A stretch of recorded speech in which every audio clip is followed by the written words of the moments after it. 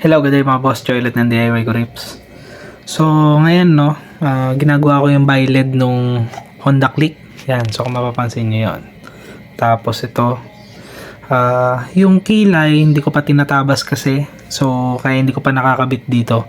At the same time, wala pa ako nung pinaka-mask. So, ito yung pinaka-lens. Meron pa munang mask dito yan. Doon nakakabit kasi yung pinaka-kilay. Wala pa ako nun. Hindi pa dumadating yung order ko. Nung binili ko kasi yung Honda Click, basag yung headlight. Yan, so palit talaga. Pero magsi-share lang ako ng mga nalaman ko nung ginagawa ko na tong eyelid ng Honda Click na to. Yan, pero bago ko i-share sa inyo yun, pakita ko muna sa inyo yung kinabit natin module. Yan, so ito is version 8 daw. Yan, so tinetesting lang naman natin pa.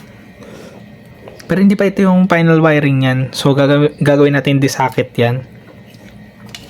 Pero pakita ko lang sa inyo yung pinaka. Yan.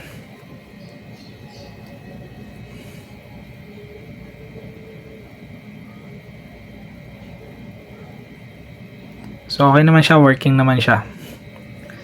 Yan. Goods din. Yung pinaka module working siya, nako-connect din sa cellphone. So sharean ko lang kayo ng mga tips and ideas sa pagbabayad ng Honda Click V2. So isa doon sa na testing ko lalo na regarding sa shroud. Ang shroud kasi madalas may dugtungan yan. Ano yung sinasabi kong dugtungan? So ito, sige, pakita natin ulit.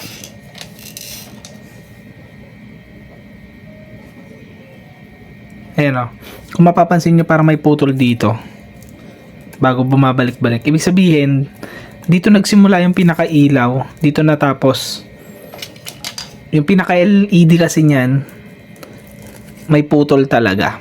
Yan. So yung pinaka-putol nung LED nung shroud, mas maganda siya palagi nandito sa taas, hindi dito sa baba. Kasi pagka ikinabit nyo na yung pinaka-mask nyan, tapos yung pinaka-lens, etong upper portion medyo natatakpan yan.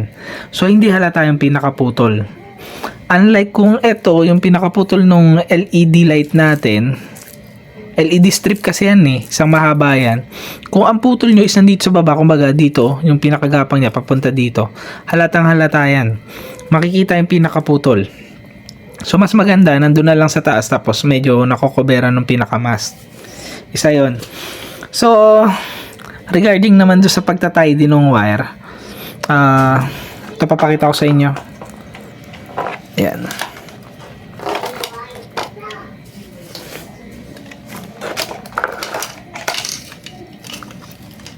Ayan. So kung mapapansin nyo, walang masyadong wire, ito lang. Yan. So pwede nyo gawin, tanggalin yung pinaka nandito, tapos yung wire itupin nyo na lang. Itupin nyo para clean siya tignan. Yung iba pagka nagwa-wiring merong wire dito sa taas, may wire din dito sa baba. Ayan, dito. So nasa inyo na yan kung ganun yung gusto nyo gawin. Meron kayong wire dito, may wire dito. So bakit nga ba nagkakaroon ng wire dito sa taas? Dahil yun doon sa shroud. Yung wire ng shroud dito pinapagapang, dito na wiring. Bakit naman merong wire dito sa baba? Most of the time yung eyelid yun, at saka yung pinaka-demon ay sa loob netong eyelid natin. Pero sa akin, hindi nyo na makikita yung wire dito kasi lahat ng wire nandito sa ibaba. So paano ko ginawa yon? So kung nandito yung putol nung LED strip natin, nandito rin yung wire niyan. Yan. So paano napunta sa ilalim? Ang ginawa ko, ito.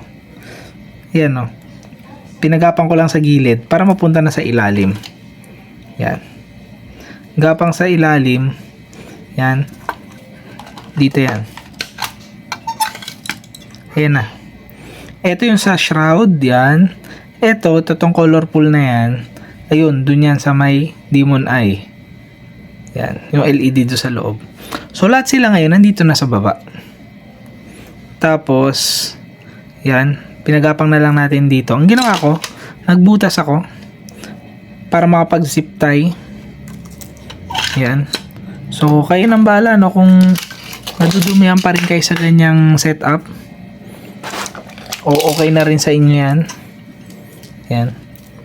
So, kung mapapansin nyo, yan. Lahat nandito. Yan. So, pagka ito, kinabit nyo, dito,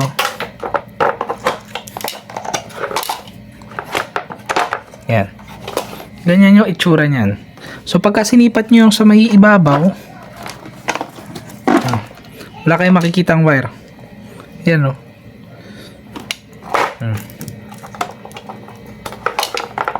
Wala kayong makikitang wire kasi sa ilalim natin pinadaan lahat. Tapos, dito lang sa side na to. Yan. Ganun lang, ano. Yan. Itong mga screw na yan, puputulan ko pa yan. Wala na kasi akong mixing screw. Yan. So, ayun yung mga tips ko sa inyo, no, pagka magbabayad kayo ng Honda Click. Sa shroud, ang magandang putol dapat nakatago sa taas. Yan. Kasi matatakpan yon. Tapos, sa pagwa-wiring, maganda lahat nasa ilalim para tago. So, kung yung shroud nyo, nasa ibabaw yung putol, most likely, yung wire niya nasa ibabaw, pagapangin nyo na lang sa gilid, padaanin nyo sa ilalim. Yan. So, first time kong gumawa ng Honda Click na bayad. So, nasa inyo na, no? Kung okay ba sa inyo yung ganito. Tapos, balutan nyo ng cloth tape. Yan. So, itim din. So, halos di na nga makita, eh. Oh. Diba? Tapos, linisin nyo lang. Yan, oh. Nandito na sila lahat sa gilid.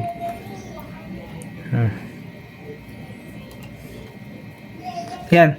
So, ayan lang, no, few tips sa pagka gumagawa kayo ng bayad ng Honda Click. So, hindi ko alam na kung gagawin ko rin ng video yung pagtatabas ko na doon sa kilay, tsaka kung paano siya magandang ipwesto. So, ito na lang muna, no. Ingat kayong lahat, ride safe, God bless.